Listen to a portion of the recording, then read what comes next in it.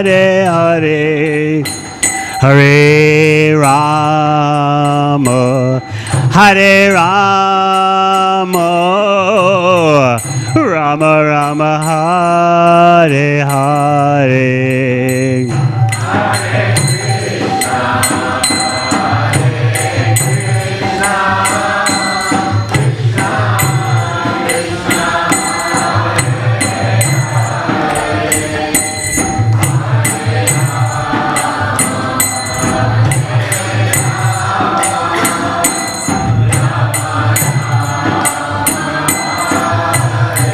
Hare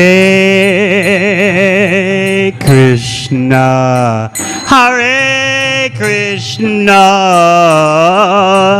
Krishna Krishna, Hare Hare, Hare Rama, Hare Rama, Rama Rama, Hare Hare.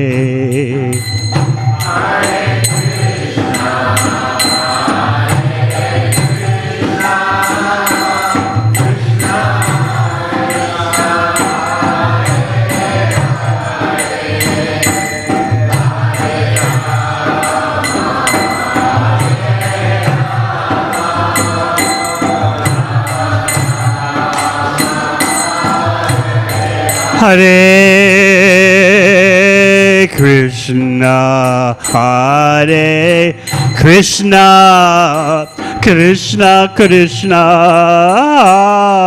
Hare Hare, Hare Rama, Hare Rama, Rama Rama, Hare Hare.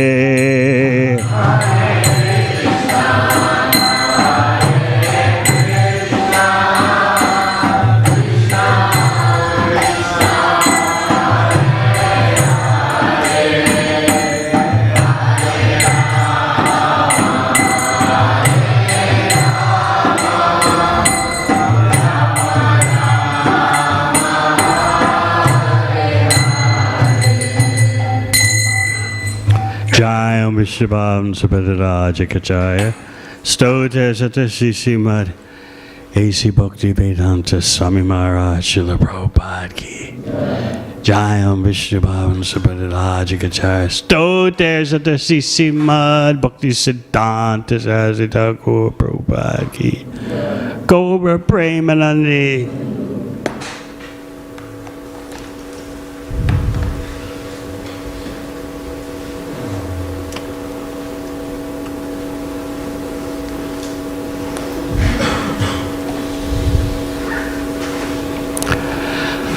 Om Namo Bhagavate Vasudevaya.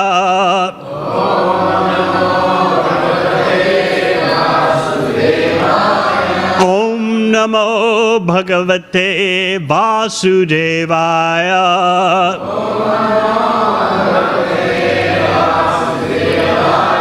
Om Namo Bhagavate Vasudevaya.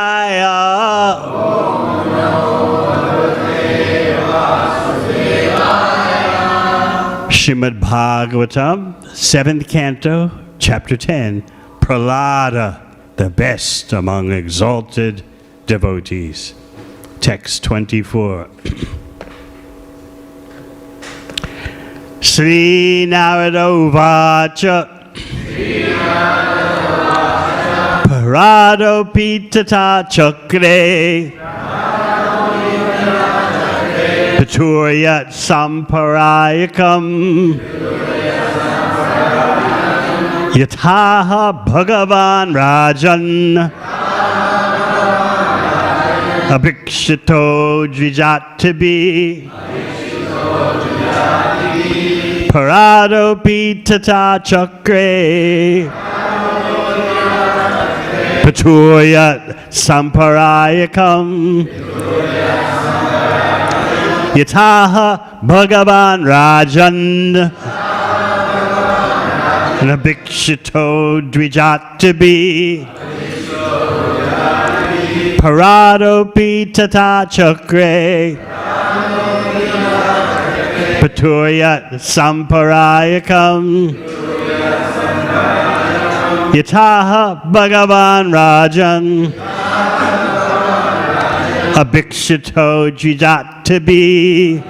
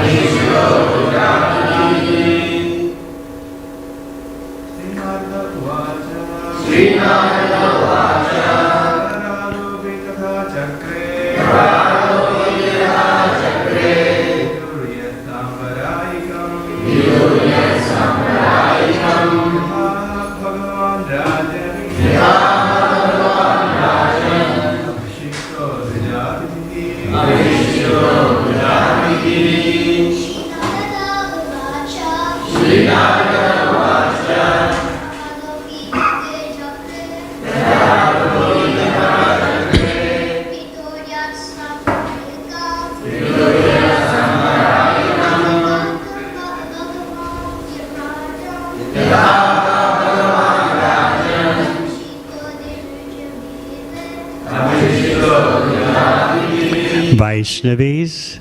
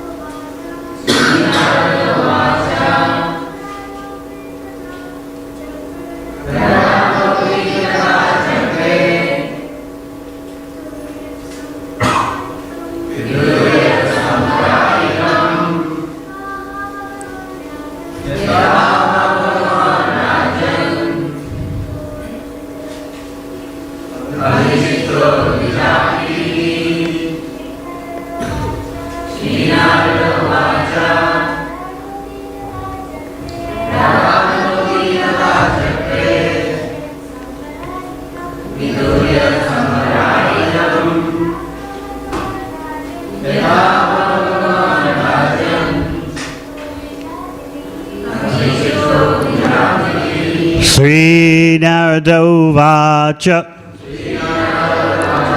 Narada Muni said, Prahlada Maharaja. Api also, Tata in that way, Chakre executed, Pitu of his father, Yat whatever, Samparayakam ritualistic ceremonies performed after death. Yata even as order Bhagavan, the Supreme Personality of Godhead. Rajan, O King Yudhishthira. Abhikshita, he was enthroned in the kingdom. Dvijatabi, by the brahmanas present. Sri Narada Muni continued, thus, as the Supreme Personality of Godhead ordered, Prahlada Maharaja performed the ritualistic ceremonies for his father. O King Yudhishthira, he was then enthroned in the kingdom of Hiranyakashipu as directed by the brahmanas. Purport. It is essential that society be divided into four groups of men: brahmanas, kshatriyas, vaishyas, and shudras. Here we see that although Prahlada was perfect in every respect, he nonetheless followed the instructions of the brahmanas who performed the Vedic rituals.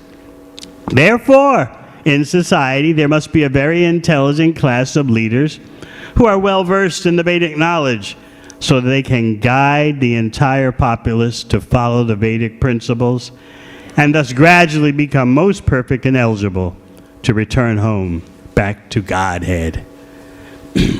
Translation again.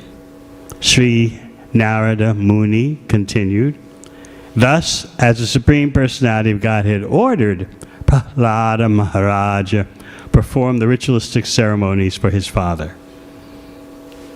O King Yudhishthira, he was then enthroned in the kingdom of Hiranyakashipu as directed by the Brahmanas.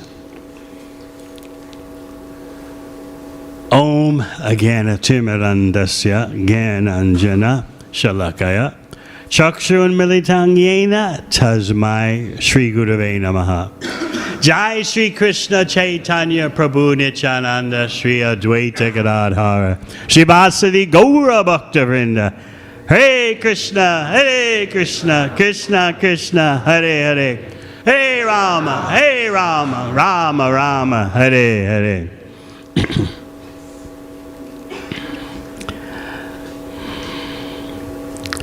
According to Hiranyakashipu, Prahlad Maharaja was so unfortunate because, as Hiranyakashipu saw it, Prahlad was going to inherit the whole universe.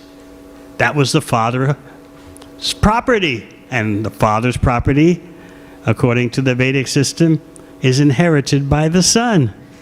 So Hiranyakashipu, in other words, earlier in the 7th canto, is exclaiming, you have completely blown it, Prahlad. All my investment properties were going to be yours.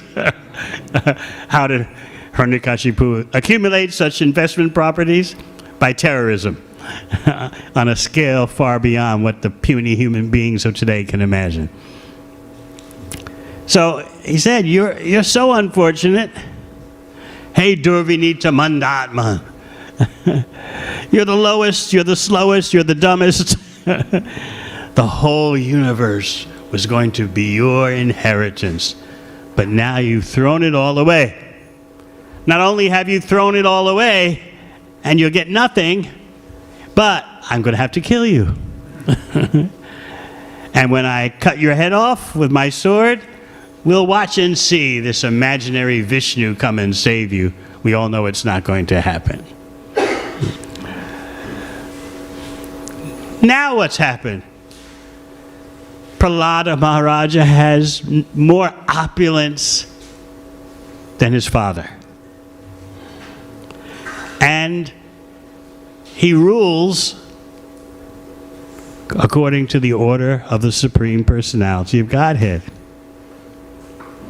who told him, go display all the Vedic rituals, display all the Vedic regulations, but you know, Prahlad, that the essential activity is to think of me, focus on me, offer everything to me. But for the sake of the ordinary persons, you externally get into all the Vedic formulas and rituals and protocols. Set the example for those who need to make gradual progress in the Vedic system before coming to the conclusion of 100% bhakti to the Supreme Personality of Godhead.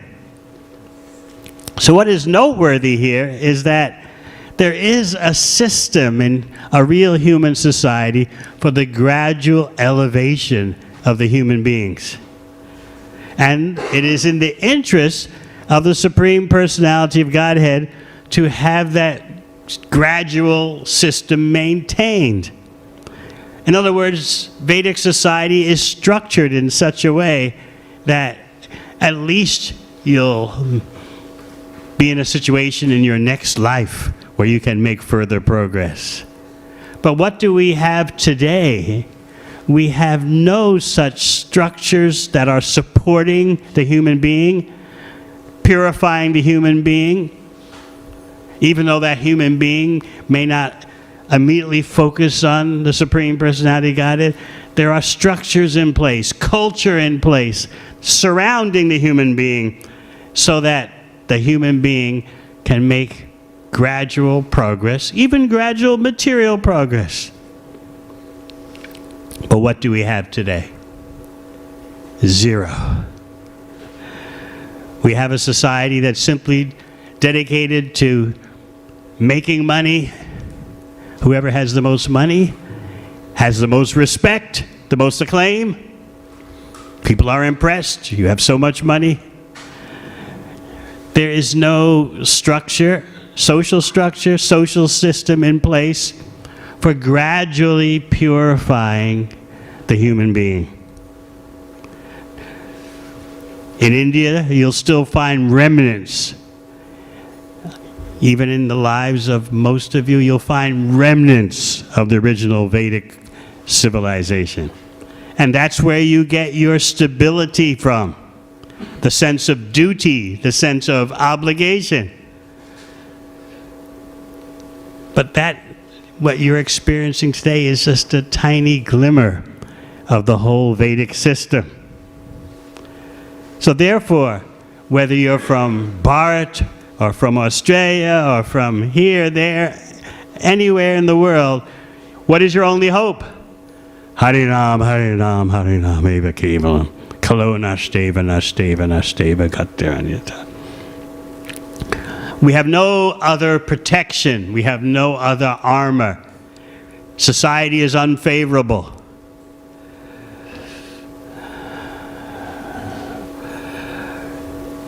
There are no gradual structures in place for the gradual purification of the human being. Therefore, we are clinging to chanting Hare Krishna. Prahlad is a complete bhakta, 100%. And therefore, Lord Nrsingadev tells him that sit upon the throne and do not be disturbed by materialistic activities.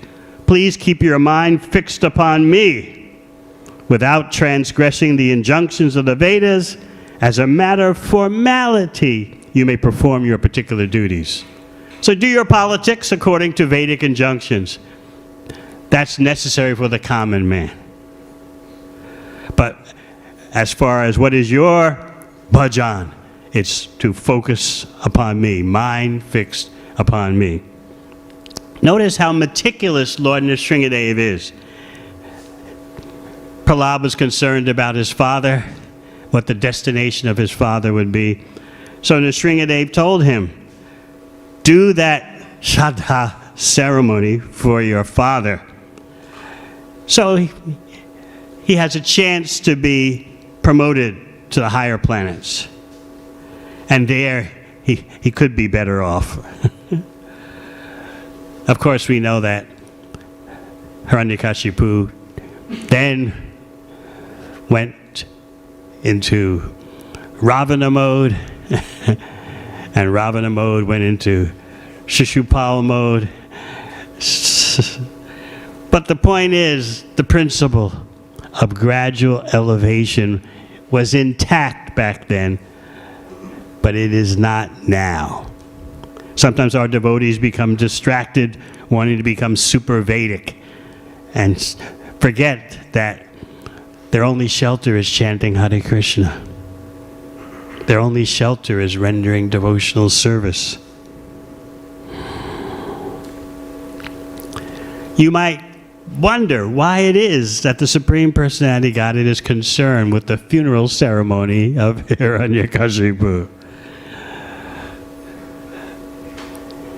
He's telling Prahlad, you're worried about your father's next destination, but just by your father's touching my lap, he has become purified. How purified? Well, that's another point. There are varying degrees, always, of contact with the Supreme Personality of Godhead. But just see, in these verses, how attentive to the Vedic formulas, rituals, protocols is the Supreme Personality Godhead. Well, at the same time, Lord Nrsingadev is saying, you know better, and don't get too carried away by all this. It's all external. What happened after the death of Kamsa and the death of all the wrestlers, Chanura, Mustika, and all their cohorts? The funeral ceremonies were organized by Krishna himself. And according to the Acharyas, as Krishna was arranging the funeral ceremonies for Kamsa and the wrestlers, there were tears in his eyes. In other words, it's Leela, and he's really into it. The ladies are all crying. Oh, Kamsa, how can the city go on without you? How can civilization go on without you? They're pulling their hair, they're crying, collapsing on the ground. Of course, some of Kamsa's wives had a bit more common sense. And they said, you got what you deserved. You should know that when you cause such pain and hurt, it'll come back to you. But just see the irony of the whole situation. Krishna kills Kamsa and then organizes Kamsa's funeral ceremony. You just think, someone kills your husband and then says, let me help with the funeral ceremony. But this is how expansive and broad-minded Krishna is. Yeah, I killed him, but let's organize his funeral ceremony. Krishna wants to see that the purificatory rituals of society are intact. So even he sets that example. Krishna is concerned how others see things. At the same time, he's completely independent. So when he killed Kamsa, he had jumped from high on top of the arena where Kamsa was seated on his throne. Krishna threw him down so far to the ground in the center of the arena. And then Krishna jumped and landed on top of Kamsa and beat him to death. But Kamsa died staring in Krishna's face and feeling the lotus feet of Krishna on his chest. Kamsa was a huge giant.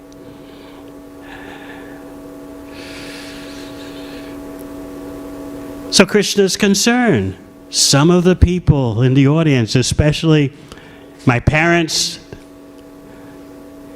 the residents of Vrindavan, those who hear about it, what's happening, those who are nearby, because Vasudeva and Devaki were in chains somewhere, they may not be convinced that Kamsa's dead.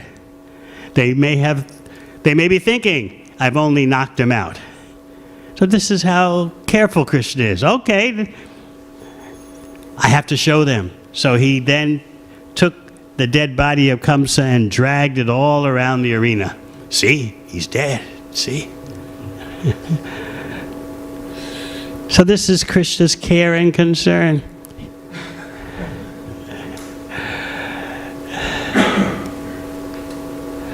So now he's showing that same concern as Lord Nrsingadev for Hiranyakashipu.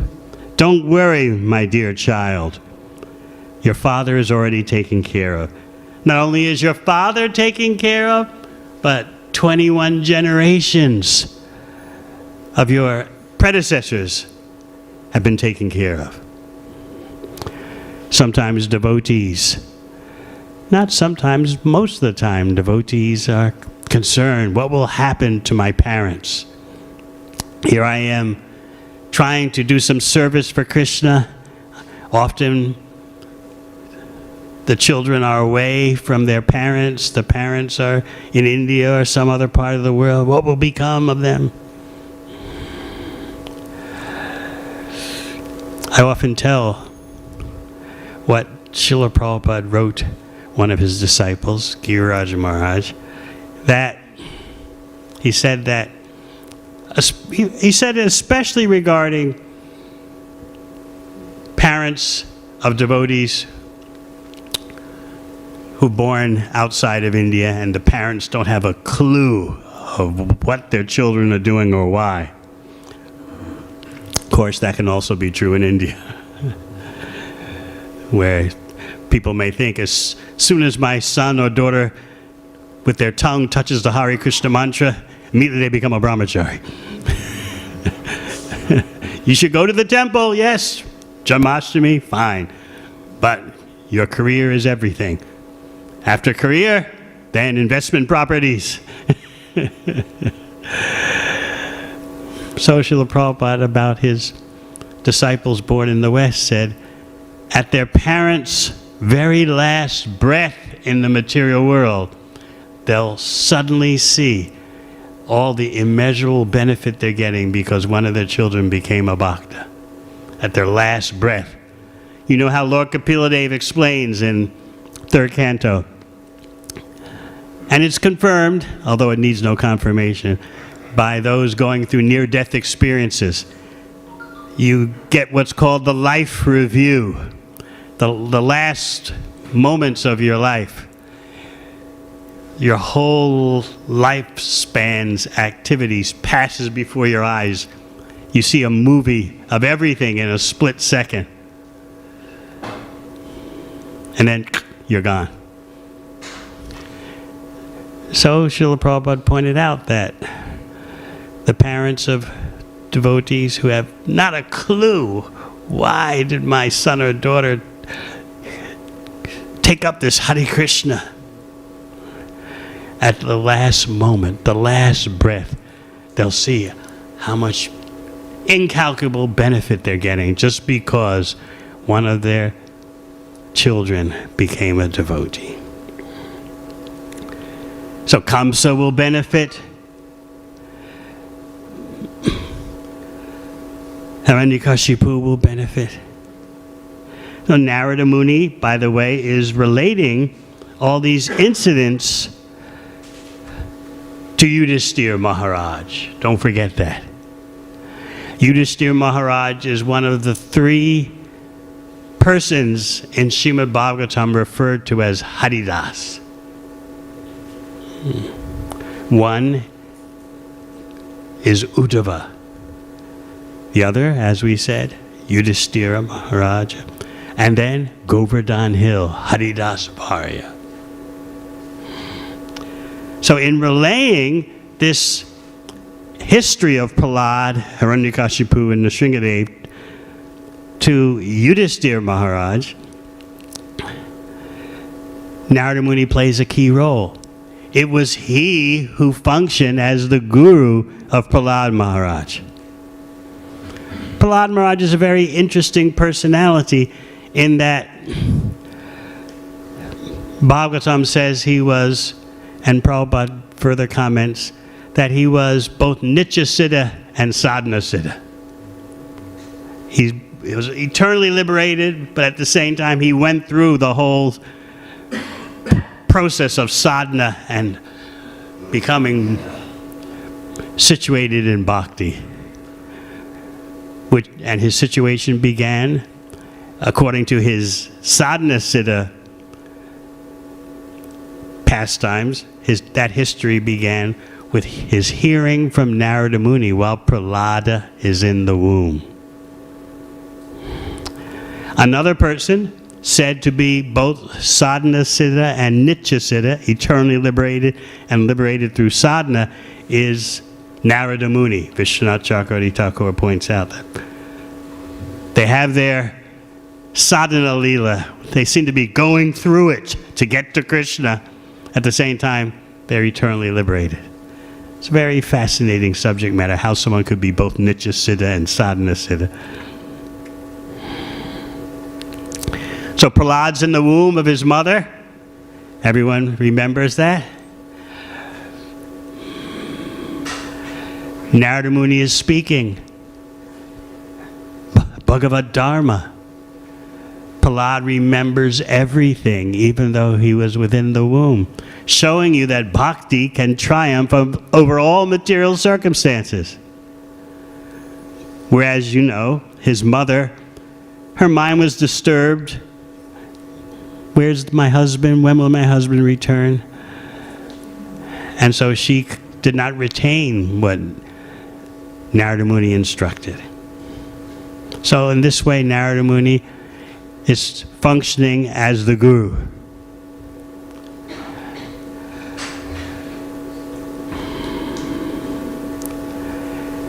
In Srimad Bhagavatam, you see something quite interesting. As Lord Shiva is speaking to Narada Muni about who is the greatest devotee, because Narada Muni is on a quest, searching the whole universe, looking for the greatest devotee. And he's just been pointed in the direction of Lord Shiva. But Lord Shiva is saying, it's not me. Lord Shiva is pointing to Prahlad. You should, Narada Muni, you need to go see Prahlad. He is the greatest. And Lord Shiva explained that just take the case of Bali Maharaj and the son of Bali Maharaj, Banasura.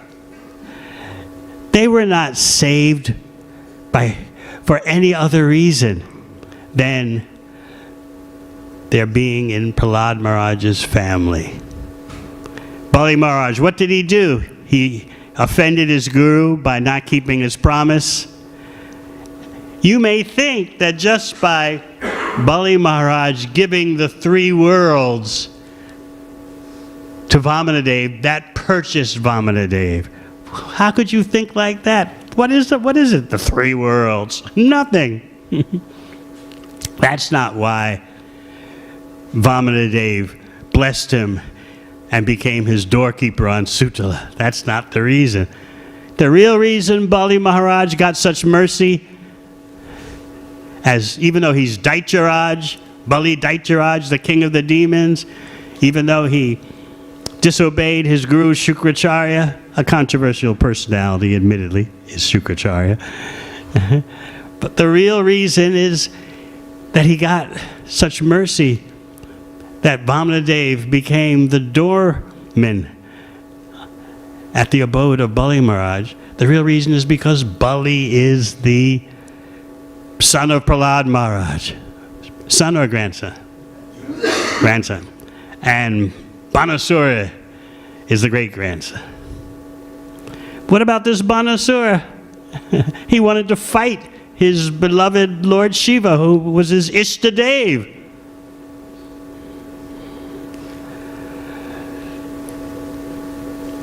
He arrested Aniruddha. He fought with Krishna. Yet he got the benediction of being the eternal associate of Lord Shiva. So Lord Shiva explains, there's only one reason for his getting such mercy. He's in the family line of Prahlad Maharaj. So Lord Shiva says, I've got to be careful about speaking too loudly and too much about the glories of Prahlad Maharaj. Why? Number one, by chanting Prahlad Maharaj's glories, I might just lose it and become overly ecstatic and gone in ecstasy. But number two, I can't speak about Prahlad loudly as being the greatest devotee because my wife is Parvati and she's friends with Mahalakshmi. If Mahalakshmi hears from my wife that I'm glorifying Prahlad, not Mahalakshmi, as the greatest devotee, then Lord Shiva says that I'll be in trouble and Narada Muni will be in trouble too, because, and that's not good, that my wife disrespects me and Narada Muni. This is stated in Srimad Bhagavatam. So you see, even on such a high level personality level, there's still higher emotions. You can see we're not impersonalists. And of course, in Goloka Vrindavan, full of the perfection of emotions. So sometimes you may wonder, well, why is Lord Shiva worried about what his wife will say? But this is personalism. So Lord Shiva, not wanting to arouse the anger of Mahalakshmi, because Mahalakshmi thinks, I am always with Lord Narayan. There's no one more dear to me. So Lord Shiva didn't want to pop that bubble. So he spoke gently to Narada Muni. Actually, Prahlad is the best devotee. And of course, as we said, Lord Shiva didn't want to speak too much because he would just become overwhelmed with ecstasy. So immediately, Narada Muni, what does he do? He takes off immediately to go to Sutala to find Prahlad Maharaj. And Srimad Bhagavatam explains that Narada Muni is traveling at the speed of mind. In other words, he thought about it and he's there at Sutala.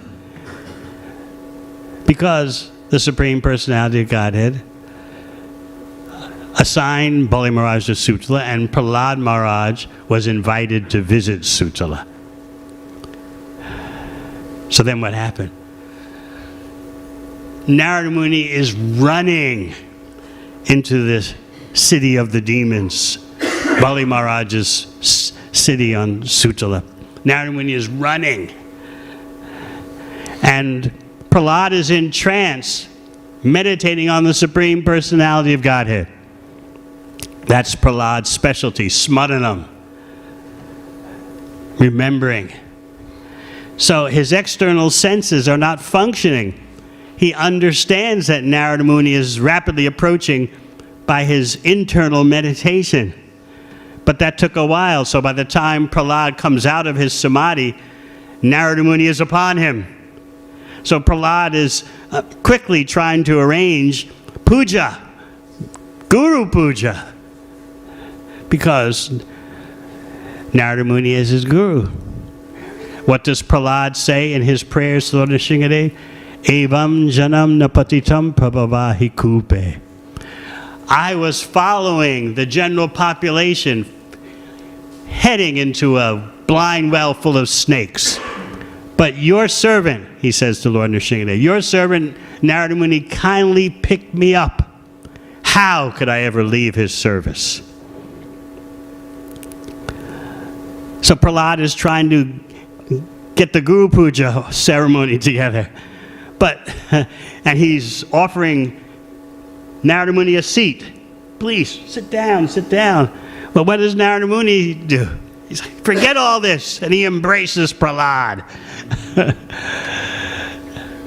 Narada Muni is so overwhelmed, searching for the greatest devotee, that he's even disregarding the puja from his own disciple, Prahlad Maharaj, and instead he's embracing Prahlad Maharaj. So this is why in this chapter, Lord Nrsingadev says that about Prahlad, those who follow your example, Prahlad Maharaj's example, will naturally become my pure devotees. You are the best example of my devotee, and others should follow in your footsteps. So another point to remember is the battle of benedictions that took place earlier in this chapter.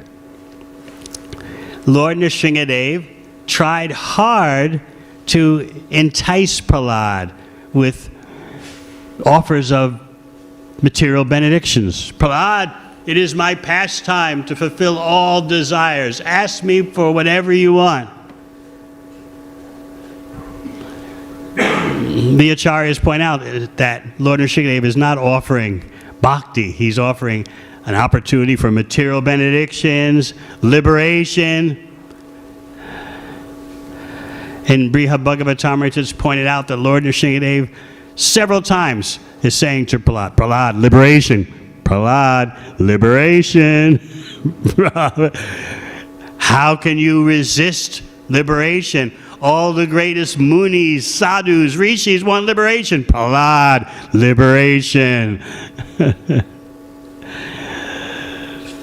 It seems like Lord Nrsingadeva is really pressurizing Prahlad to take material benedictions or to take liberation. We've spoken before about this incident with the example of a legal phenomenon called entrapment. Yes, you remember? If the undercover police push too much to provoke someone into committing a crime so that then later the police can arrest the person, that's called entrapment, and possibly the judge can throw it out of court. You were too enthusiastic, you law enforcement people, undercover, saying, come on, take this money, kill this person, blow the building up, come on. The person was influenced too much by you. Otherwise, there's a possibility the person would have never done it.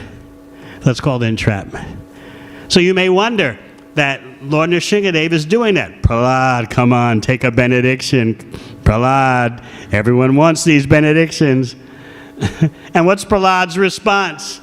My dear Lord, please consider my family background. I'm born in a family of demons. Please don't push me too much. But then he says, you are all good. And I know you're doing this, pushing for benedictions, just to demonstrate the qualities of your dear devotee. You want the whole world to see how your dear devotee wants only bhakti. In the Vishnu Purana, it is stated that Prahlad is saying, I plan for thousands of births in your service. I just want to be in your service. Never mind the 1,000 births that I'll go through. This is Prahlad's attitude. So in this way, Prahlad is showing, and he says with his own words to Lord Nrsingadeva, you've sent me into this world to display the qualities of a pure devotee. I'm not a merchant. Vanik seva. I don't exchange devotional service for benedictions. I don't do that. But if I must ask for a benediction, let it be that I ask for the benediction that I don't ask for any benedictions. Give me that benediction. 0 benedictions. So you might be thinking, Prahlad, you could have asked for so much. But Prahlad says, give me the benediction that I don't ask for benedictions. What kind of bhakti is this? This is the power of pure bhakti. So Prahlad then gives an elaborate explanation of Vanik Seva, service done in exchange for something. He says, that's not me. I and the Supreme Personality of Godhead only have the relationship of master and servant. There'll never be any other kind of relationship. Prahlad is obviously, and as the Acharyas point out, he's in Dasya Prem, love of Krishna in servitude. We have no other relationship than this. There'll never be any other relationship than this. I'm not a merchant doing my service in exchange for material benedictions, not even in exchange for liberation. So in this way, Prahlad is demonstrating the standard of pure bhakti. And when you read Prabhupada's purports in this benediction battle, battle of benedictions, you may be astonished how Srila Prabhupada sets, how high Srila Prabhupada sets the bar for pure devotion. As long as, he writes, there's any trace of material desire in the mind, you're not going back to Godhead. So, This is why we cling tightly to Sri Sri Gaura Nitai. They make the impossible possible. At the same time, we should know what the standard is. And then we can better appreciate the mercy of Gauranga Mahaprabhu, Nityananda Prabhu. Especially for those who somehow or other, this way or that way, take up the order of Mahaprabhu, that wherever you go, whomever you meet, teach the science of Krishna. As Srila Prabhupada would say, that's the quickest way to be recognized by Krishna. And of course, in Bhagavad Gita, Krishna says, Nachatasma manusheshu kaschan me priyakritama. There's no one more dear, there'll never be one more dear than the one who teaches and distributes his glories to others.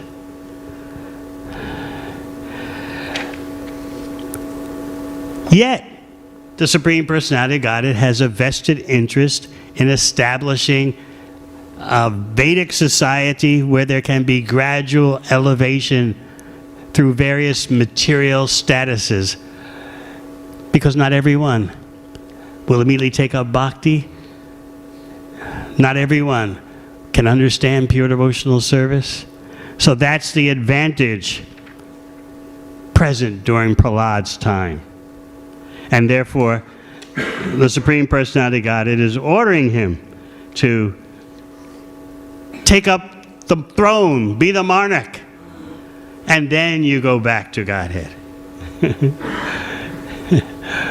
That's the 7 cantos equivalent of the devotee expression, work now, samadhi later. Now you be the king of the demons. Keep society on track, but you yourself are not absorbed in all these Vedic rituals. You do them externally, but your mind is always focused on me. How do we keep our mind focused on Krishna in this day and age where there's no favorable social structure, no favorable culture? Even what little you see in India of favorable culture is rapidly disintegrating. So our only hope is chanting Hare Krishna, pleasing Sri Sri Gaur Nitai. All right, any questions? Yes.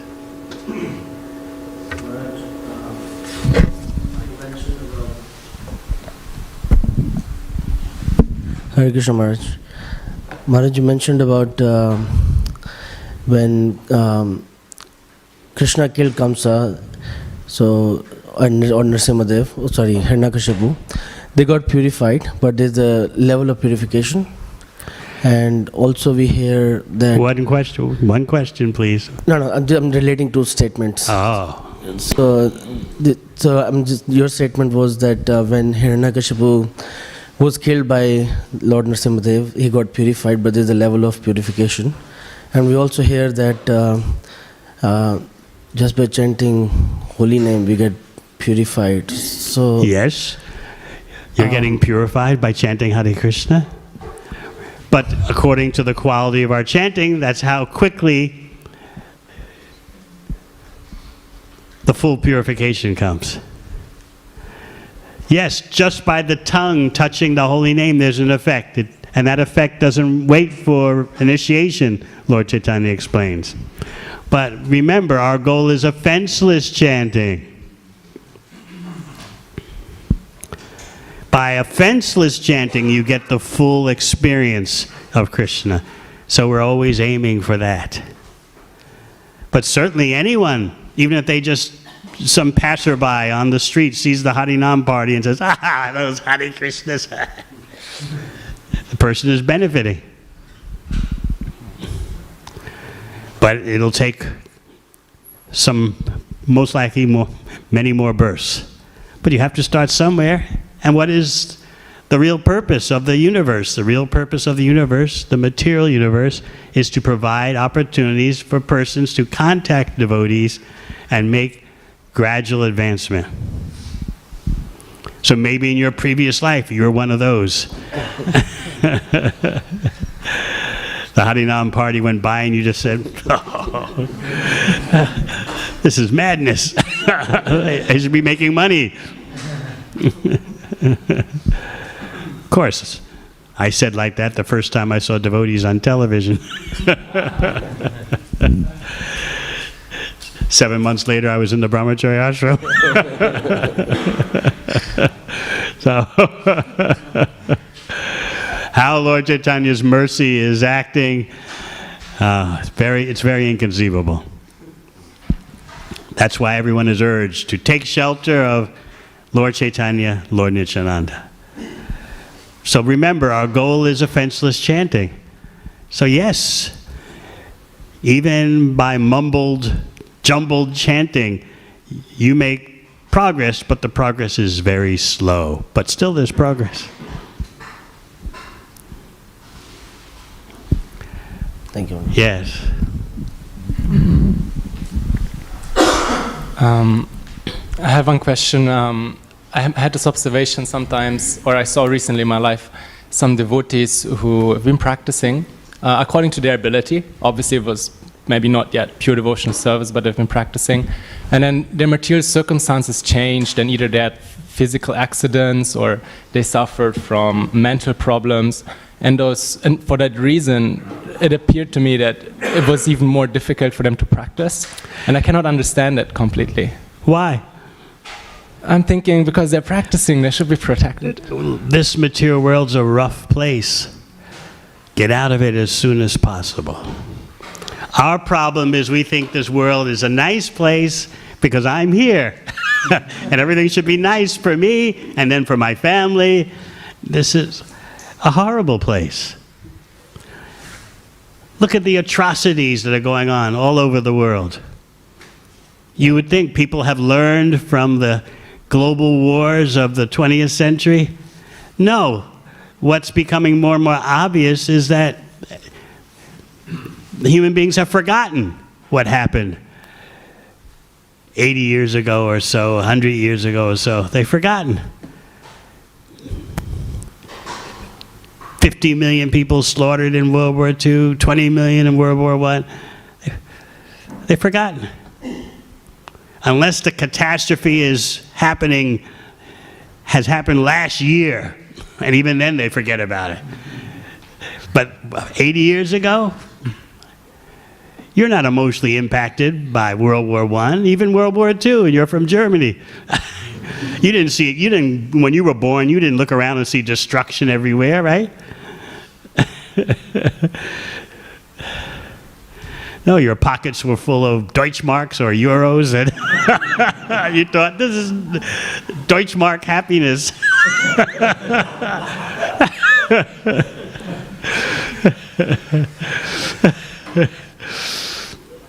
So it seems that unless a catastrophe happens in every generation, there's just going to be forgetfulness of the preceding catastrophes.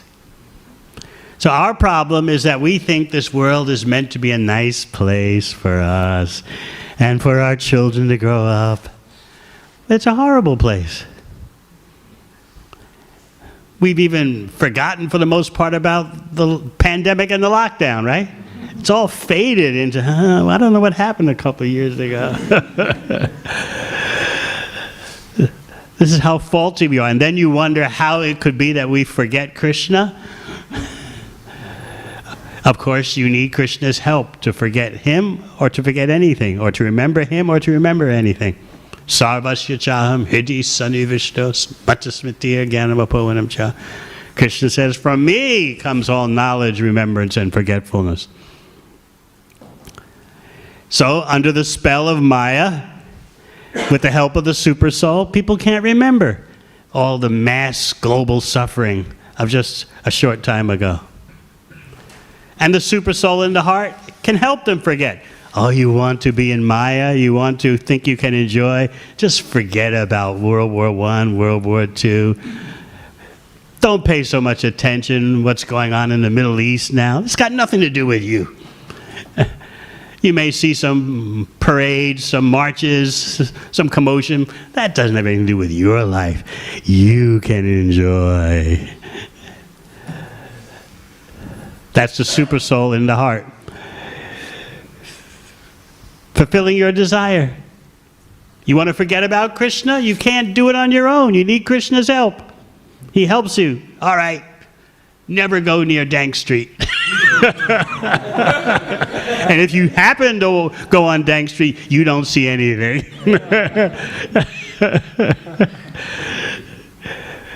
Krishna's helping you fulfill your desires, to never know about him.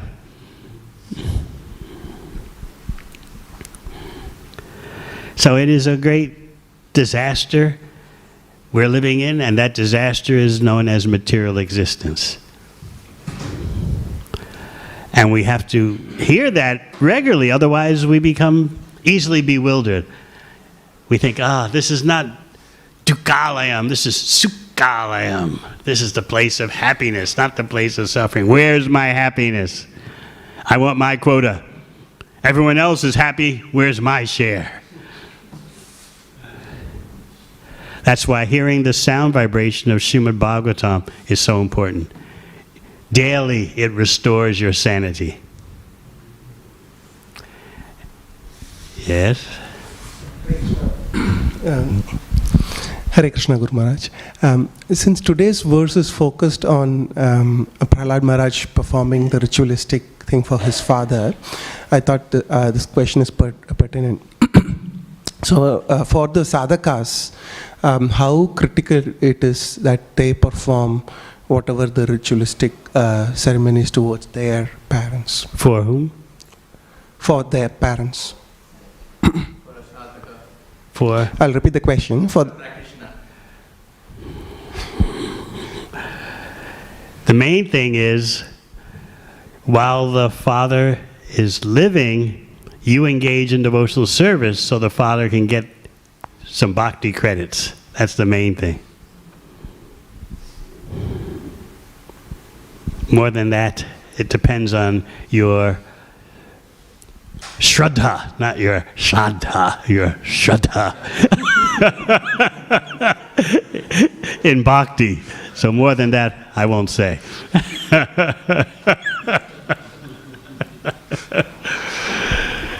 Okay? I do know some things I can say, because I used to file Srila Prabhupada's letters both to him and from him. And one devotee wrote that there's the tradition that if there's a death in your immediate family, you shouldn't go in the temple for how long? 10 days. 10 days. So Prabhupada wrote back, if you don't go in the temple for 11 days, you'll simply fall into Maya.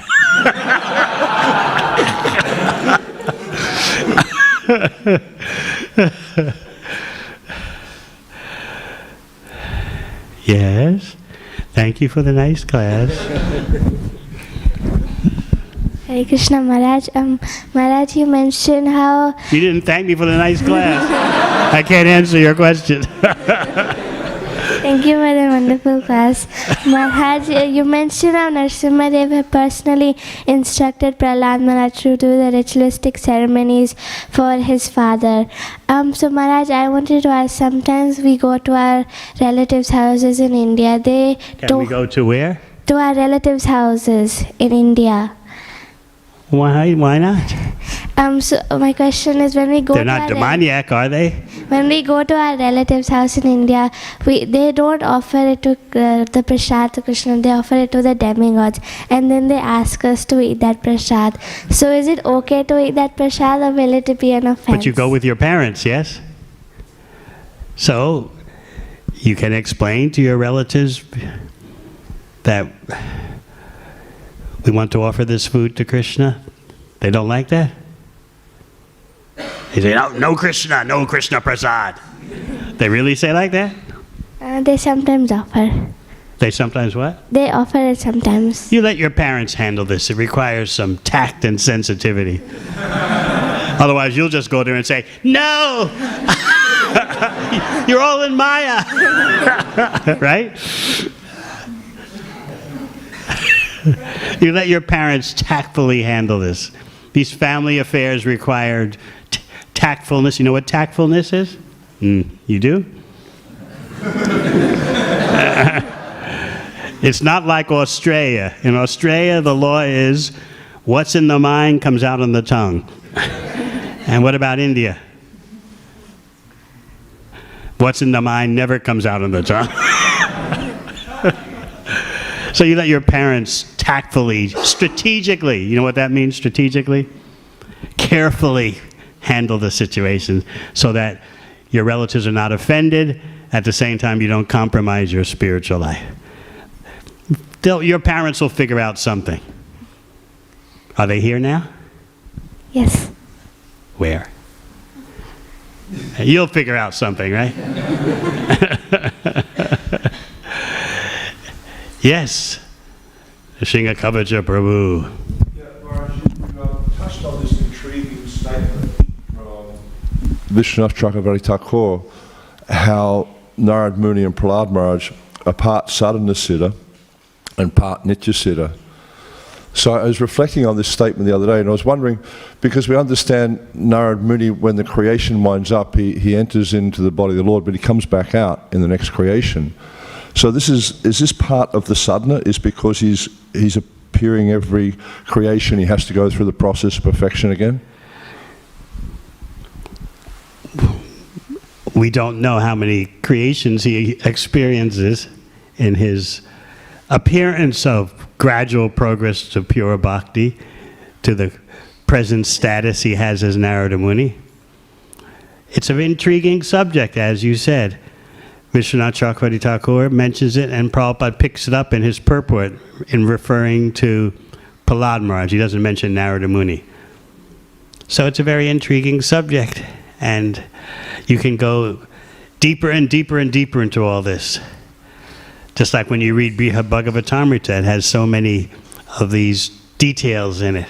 But the ocean of details is unlimited, so I have not seen any specific answer to your question. Okay, thank you. Hare Krishna Maharaj.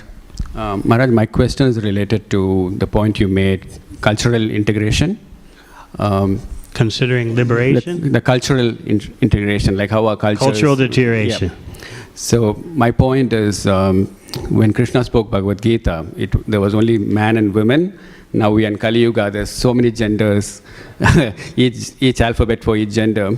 So where I'm coming to is, even we see in the temple devotees who have different gender issues, but they're still chanting, right? So how do we accept, how do we look at that?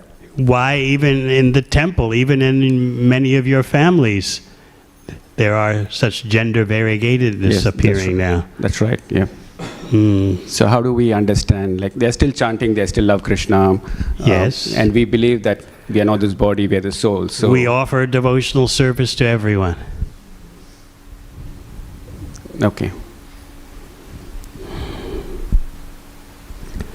It's a challenge for families, especially families from Bharat, when they have a child who has a different gender orientation.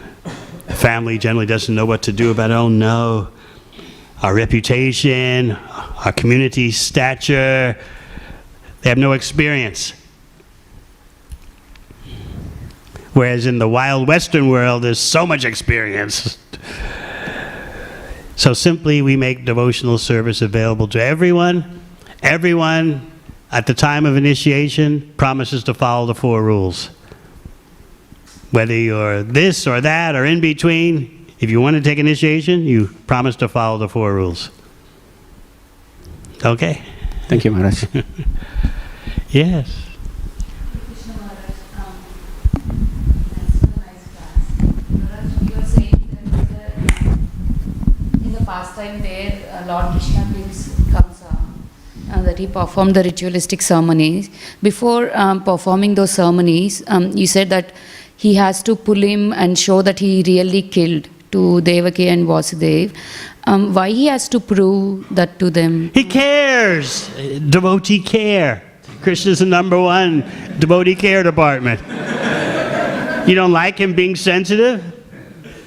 Not like that, Maharaj. I was just... But Kamsa has... You don't understand the pain and tragedy Kamsa has caused. Even the Yadu dynasty, many of them ran into hiding, living in caves out of fear of Kamsa. Those who didn't run away and hide pretended to be servitors of Kamsa, like Akrura, because they wanted front row seats for when Krishna killed Kamsa. So they said, we'll pretend that we're his humble servants because we want to see when he's killed. So if you understand the terror that Kamsa did, he was a giant. Even Indra, the Acharyas point out, when he sent the Sambardaka clouds to flood all of Braj, he didn't send them to Mathura because he was afraid of Kamsa. Indra's afraid of Kamsa. So that's how much of a brute Kamsa is. Look what he did. He killed 6 children born of his sister and was thinking to kill her too. He said, I want Ugra. He had just been screaming out in the whole arena, imprison Nanda Maharaj and the cowherd people from Braj, confiscate all their wealth, all their dairy, milk products. I'll kill my father Ugrasen, he never favored me. He's raving like a madman. And so Krishna jumped up from the ground in the center of the arena, jumped high into the top of the arena where Kamsa had his throne, and knocked Kamsa's crown off, and then took Kamsa by the hair and threw him way down onto the ground. And then Krishna jumped and landed on top of Kamsa. What do you think? What about Kamsa's wives? They're all weeping, crying, but Krishna cares. Let me perform the funeral ceremony for your dead husband. What do you think? And Krishna's also crying. He's showing sensitivity. How do you find anyone more caring and sensitive than Krishna?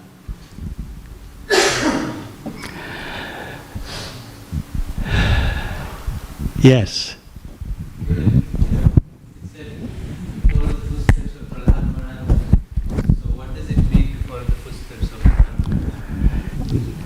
Naivojvijay parataratya vaitaranyas twadveya gayana mahamrita magna chittam shocheta tova mukacheta sa indriyartha maya sukaya badam udvahato vimudan. He says, I'm not afraid of material existence in of itself because I'm always drowning in the mahamrita, the nectarian great ocean of hearing and chanting about your glories.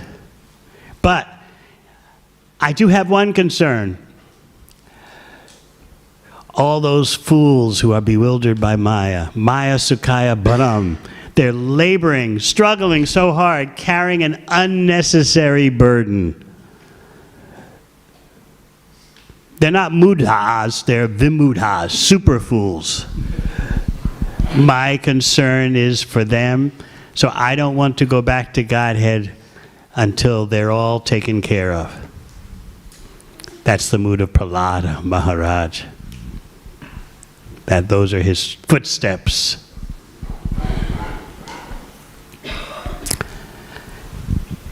Yes? Just to help the devotees who cannot understand varied sexuality. But we don't want to lecture on that right now. I just wanted to say that in the Mahabharata, in ancient Vedic India, there's famous transsexuals. It's nothing new, and it should be not something to be ignorant about. We give everyone a chance to engage in devotional service.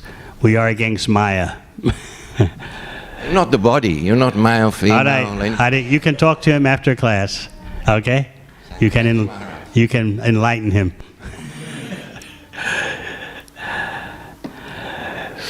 We want everyone to chant Hare Krishna and become purified.